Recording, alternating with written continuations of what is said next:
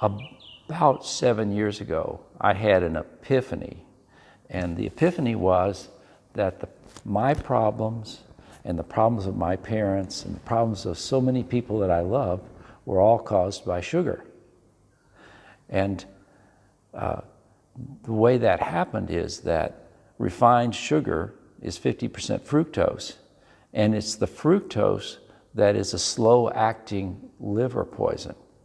It turns out that about 25 to 30% of humans are protected from fructose genetically. They somehow are resistant to the poison, but 70% of people, if they continuously eat refined sugar at high levels, will develop fatty liver and insulin resistance. And this will lead inevitably to prediabetes and diabetes. And of course, diabetes leads to heart disease, kidney failure, blindness, loss of limbs, and so many other consequences. And one of the big ones is cancer. And both my parents were obese and diabetic. The insulin resistance is what causes obesity. And diabetes has been linked to 10 cancers very strongly, and is probably involved in more than that.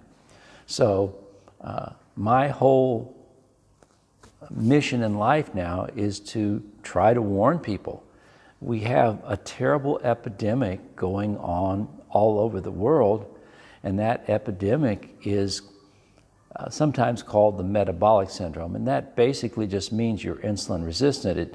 The markers of the metabolic syndrome are high blood pressure, an increased waist circumference, excuse me,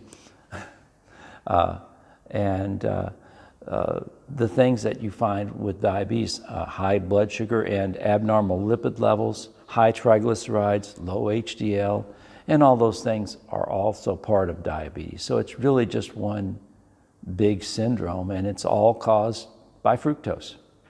So could you speak a little bit about your personal history with sugar, and what was it like in your family? What did you used to eat, and what was considered a normal diet back then? Absolutely.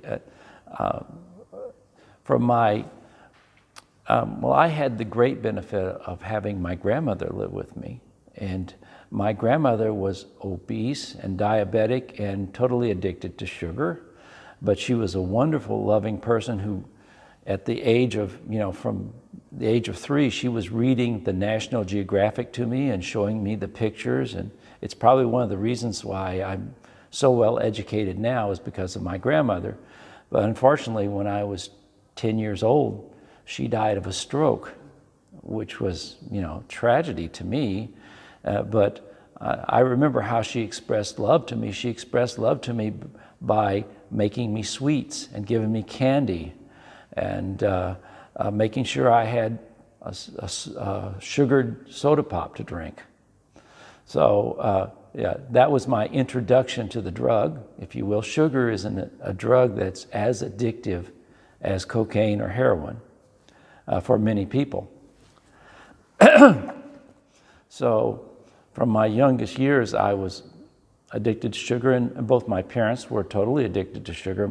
I remember in my father's work car, in the passenger's seat floorboard, it was always full of candy wrappers, so that I'd have to move the candy wrappers when I would get into his work car if I was going to ride there.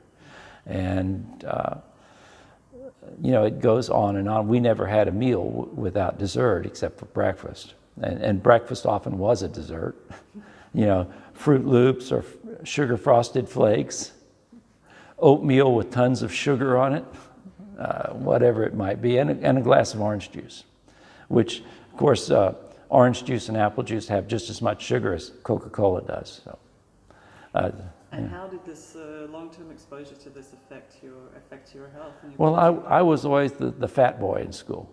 I was the blimp, and I was teased from kindergarten on about my weight, And I remember being so self-conscious about it in high school.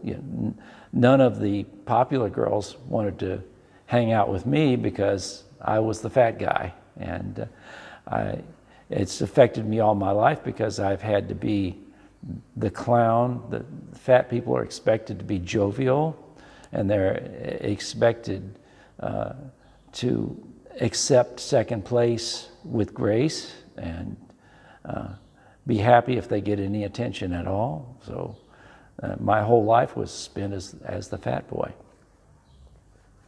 And I just thought that I just inherited bad genes.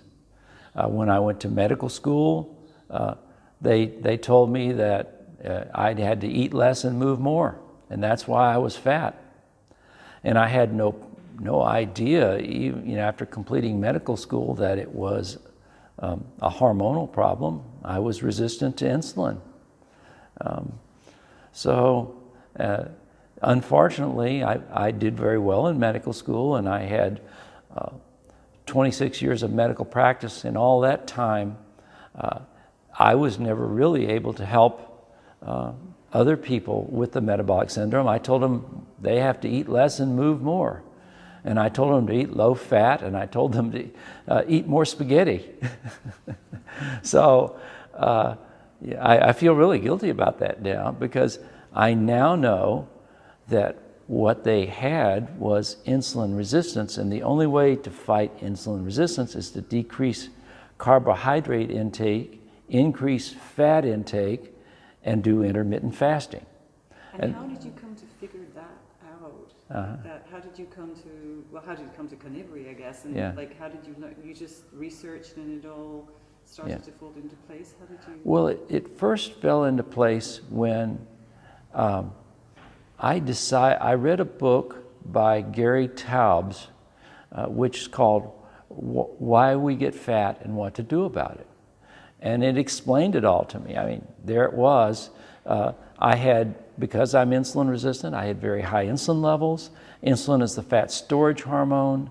Fat cannot come out of fat cells to be burned if the insulin levels in the blood are high. That's one of the things insulin does, is it traps fat into fat cells. It's designed to store fat. So I was literally starving.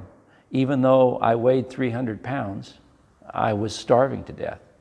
And so it wasn't until that light went on and I said, well, I'm going to do what he says. I'm going to try.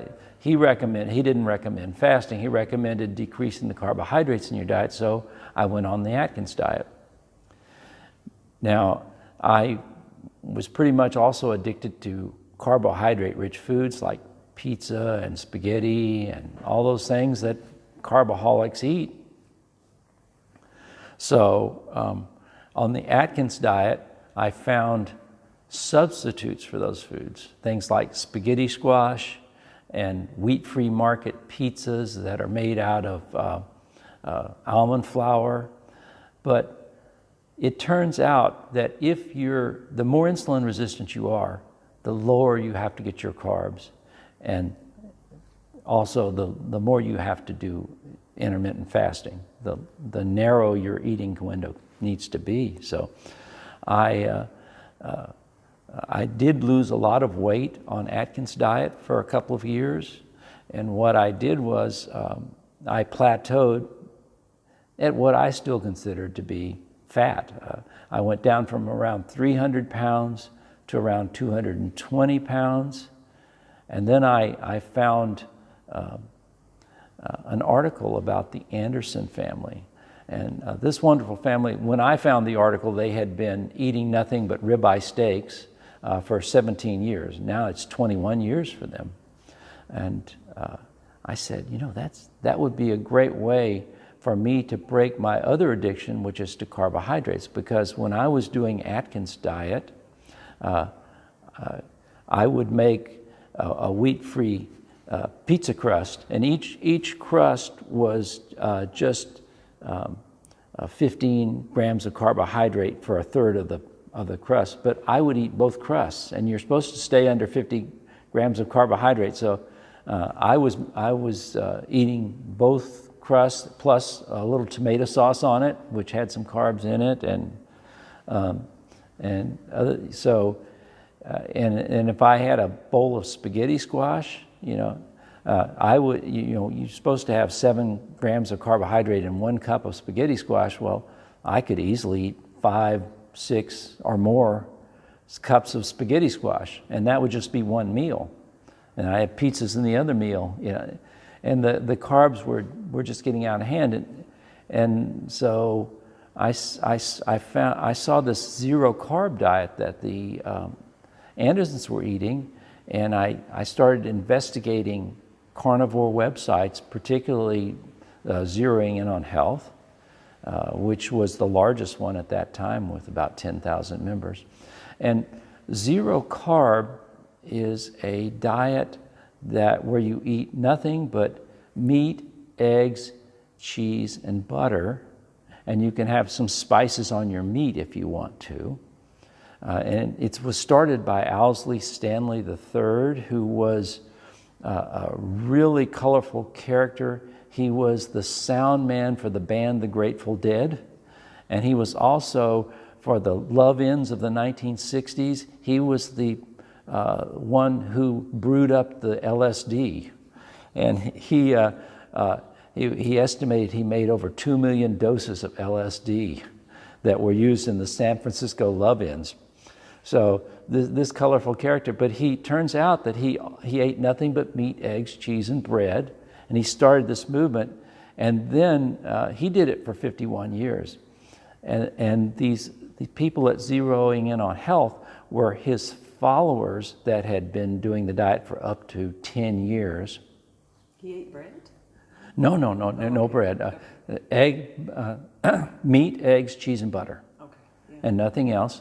So Owsley Stanley, and he made the rules for zero carb. And one of the rules was that you ate as much meat as you want, and you should eat around 2.5 pounds a day. Well, it turns out that will work great if you're not insulin resistant. But I got on the Zeroing In on Health, and I lost maybe 5 pounds, gained it back, and I wasn't losing any weight on the Zeroing In on the traditional zero carb diet. So that's when I started looking further, and I found Jason Fung. And Jason Fung is a nephrologist from Toronto, Canada, who has a clinic, and he was seeing so many patients with kidney failure who were on dialysis because of diabetes that he said, well, what could I do about the diabetes? And that's when he started treating the diabetes with low carbohydrate diets and fasting. And so when I added the intermittent fasting period, intermittent fasting to my diet, I started losing more weight. And the other thing that I found was I found an article that showed that, and this is very key, that people who are insulin resistant, and which is probably 60% or more of people in the United States, that they need to limit their protein as well as their carbohydrate, because protein causes the release of 50 to 100% as much insulin as carbohydrate does, and the only way you're going to lose weight is if you can get the insulin levels down. So you've got to get the insulin levels down. Now, the reason that insulin resistant people have to limit their protein is because there's a paradox. And what the paradox is, normally if the insulin level goes up, then there are cells in the pancreas that produce a hormone called glucagon. And in a normal, healthy person who's not insulin resistant, if the insulin level goes up because you ate some carbohydrate, that's telling the the pancreas, the alpha cells in the pancreas, that you don't need glucagon because there's plenty of sugar circulating around the blood. So you don't need to secrete any glucagon, and so it shuts down the alpha cells that secrete the glucagon. Okay. In a diabetic, there's a paradoxical reaction where if insulin levels go up, the alpha cells actually don't hear the signal to shut off. They actually will increase their production of glucagon. So now you've got all this sugar that you ate carbohydrate, and carbohydrates just get converted to sugar. Starch is just 98% glucose molecules. And the body just simply breaks those bonds into individual glucose molecules. So when you eat bread, you're basically just eating sugar. So what you have to do is you have to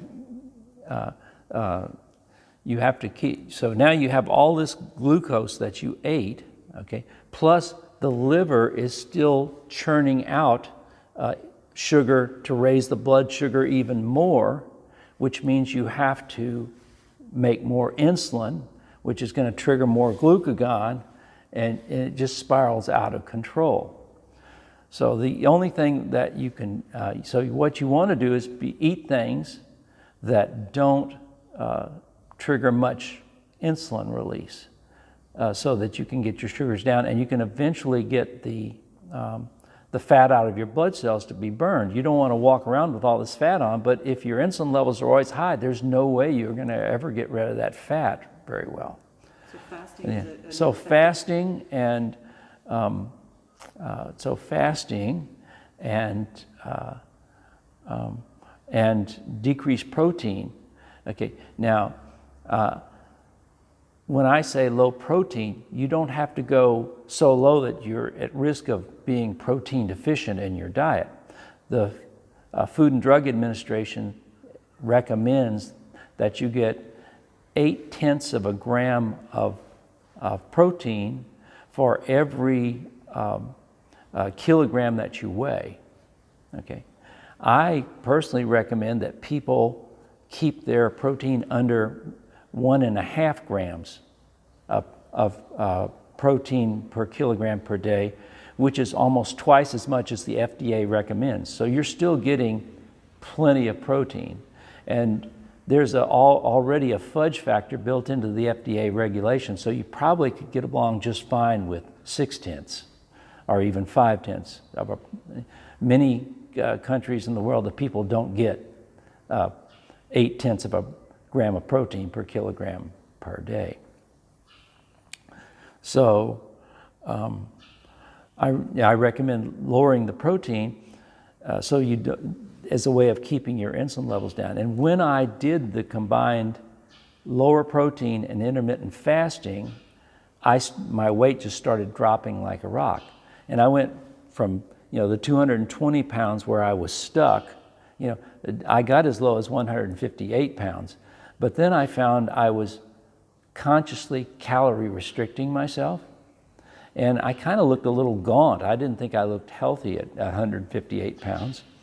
And so what I did was I decided that I was not going to look at, because I was looking at the scale every morning to see where I was. I wanted to see how low I could go. And what I decided was I was not going to look at scales anymore. Okay, I was not going to weigh myself.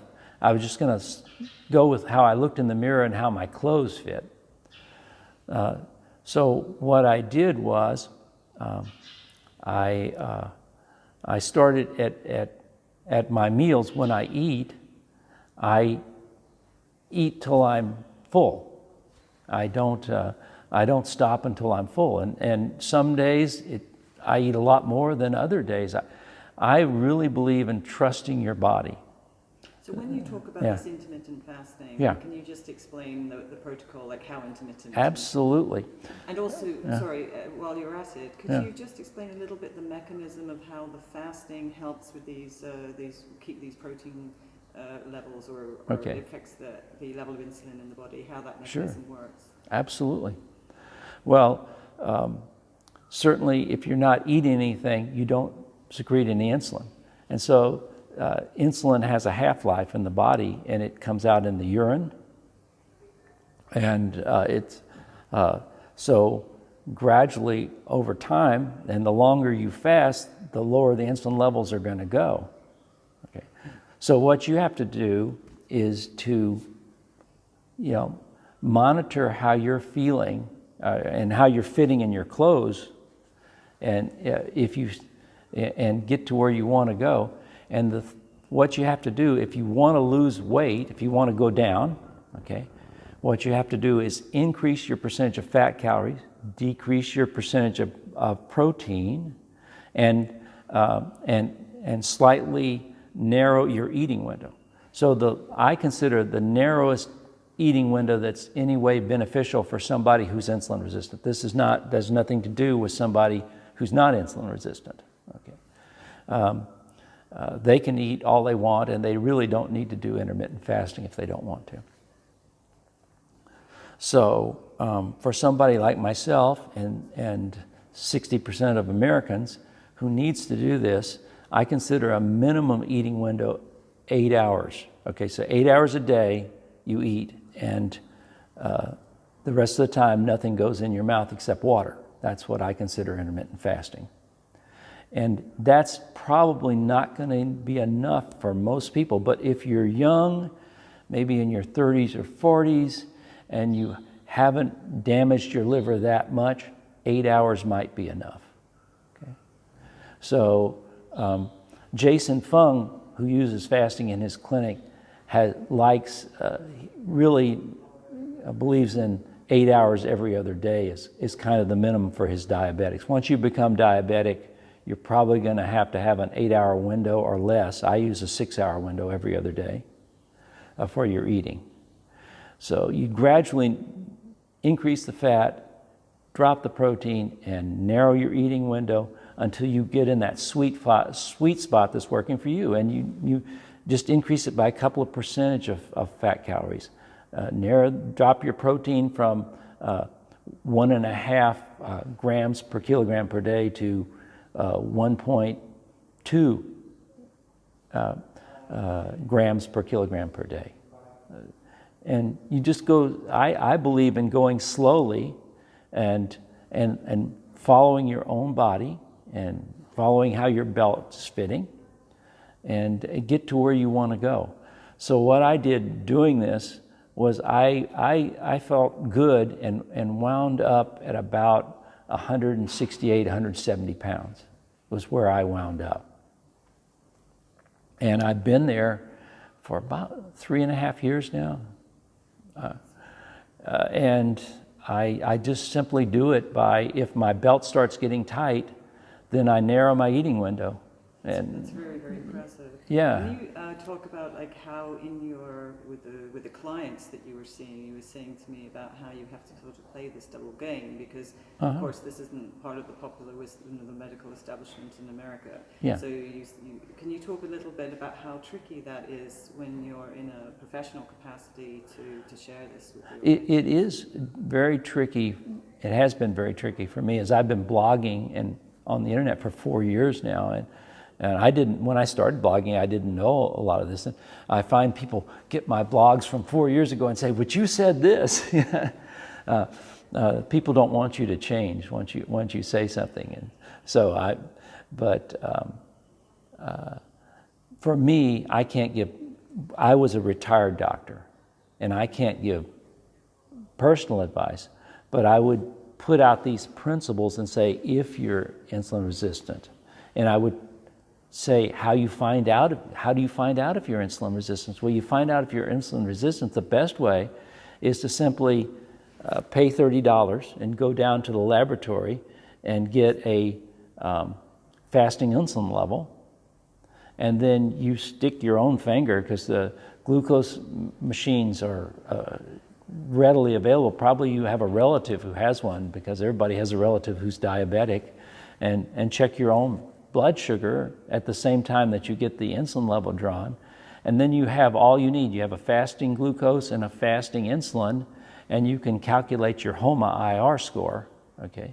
And the HOMA-IR score is what's used in scientific experiments where they follow how insulin resistant someone is, and they're doing a big study with hundreds of people, and they're going to do that. They're going to take a fasting insulin level and a glucose and calculate the HOMA-IR score. So that's the most accurate and best way to see. You can get some idea from dividing your triglycerides by your HDL, but it's just a rough idea. The best way is to check your insulin. Now, insulin levels should be 3 or less when you're fasting. Okay. If you're above 3, you're definitely going to be insulin resistant. And then you need to do all these things I've talked about.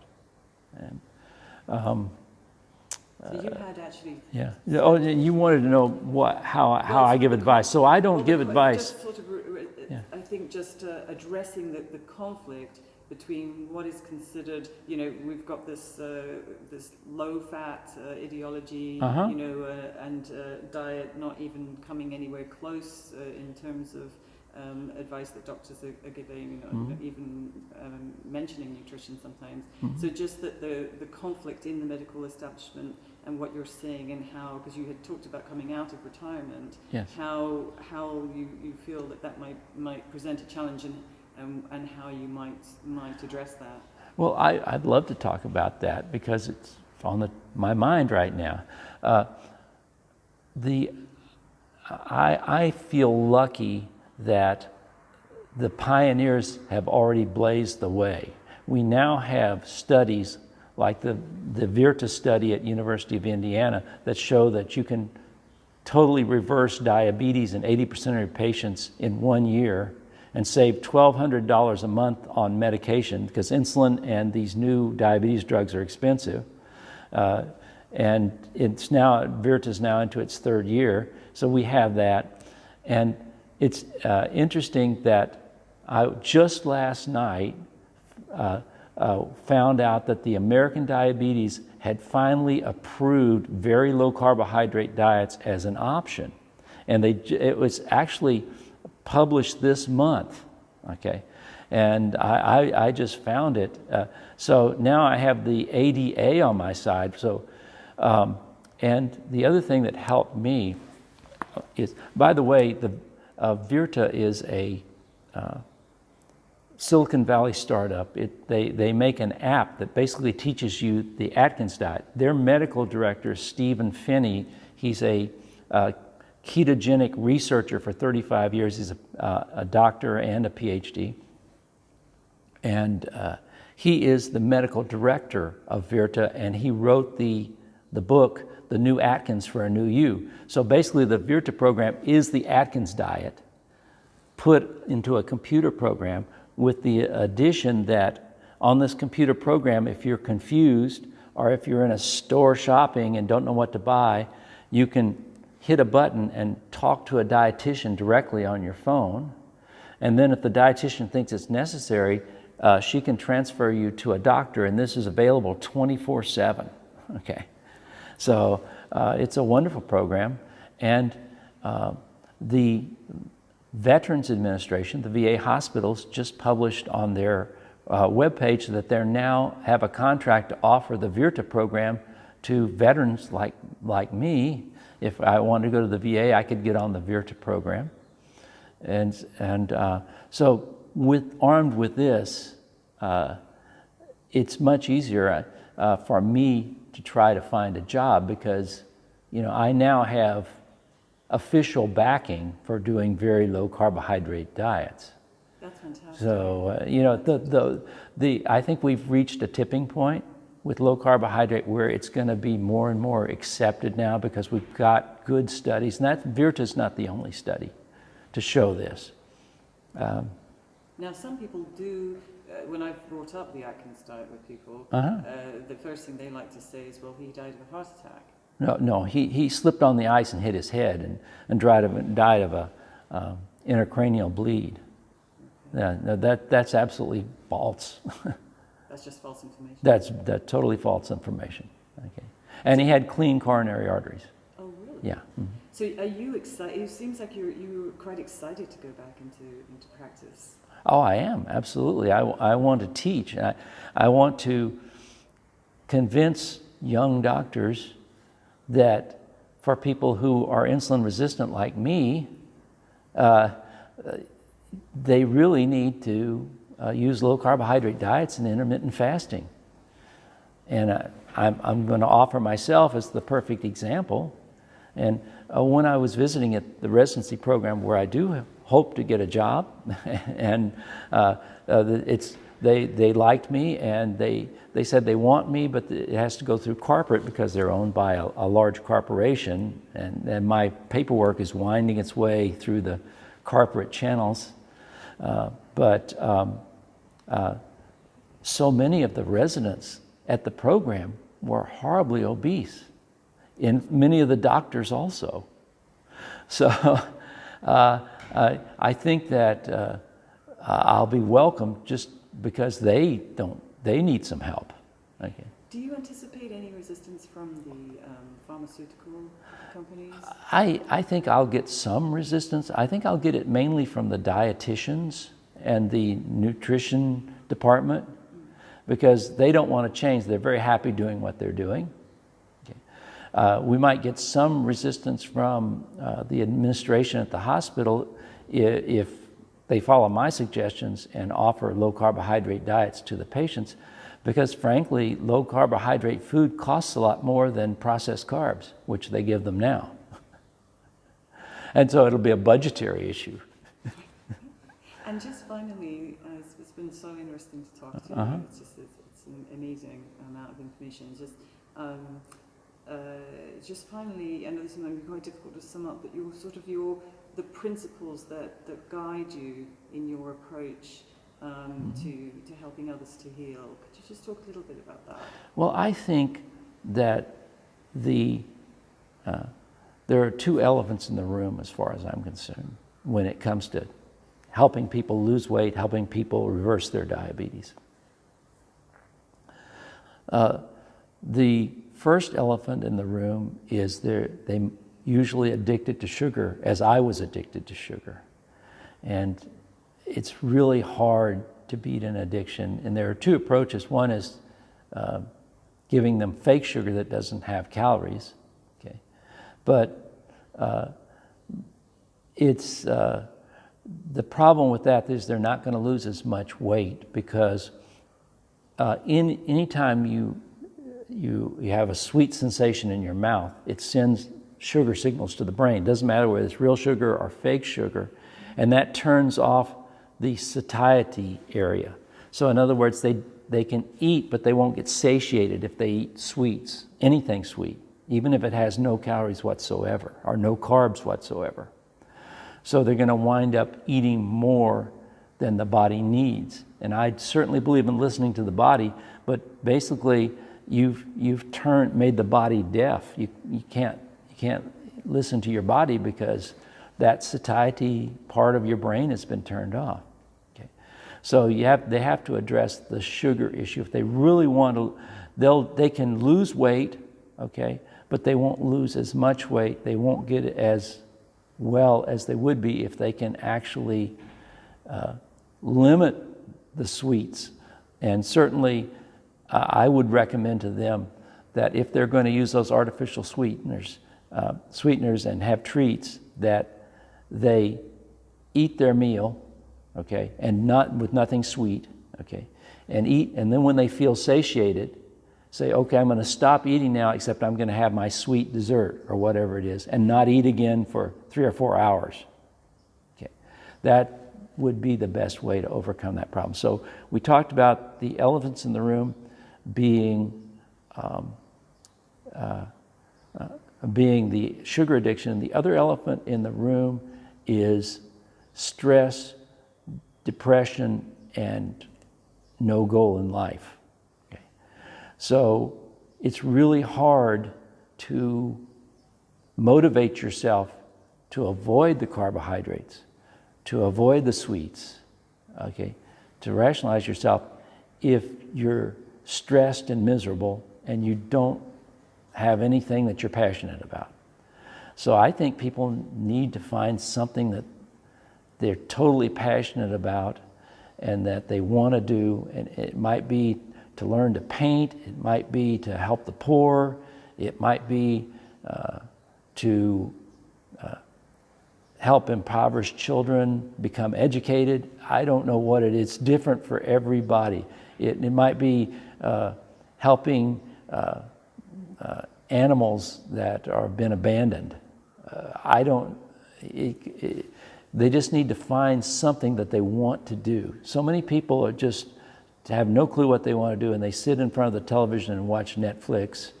And to me, that's a recipe for depression and a recipe for obesity and not being able to control your diet. So you really do believe in the power of service? Yeah, I believe that can be a strong motivator.